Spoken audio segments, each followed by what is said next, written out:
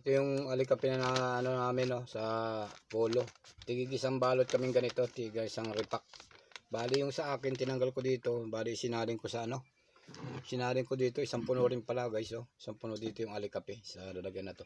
Ito yung pinagtanggalan ko ng naubos kong kape. Wala na siyang laman kaya inilipat ko dito sa lalagyan na to. Ito nga pala guys yung pinagtanggalan no, ng aking ano, pinagbalatan. Ito yung mga tinanggal ko yung laman nito, inilipat ko doon sa garapon. Yan yung isang tambak guys. Isang repack kasi yan dito, isang ano na ganito, yung 30 pesos ang laman. Ayan o, 30 piraso ang laman niya.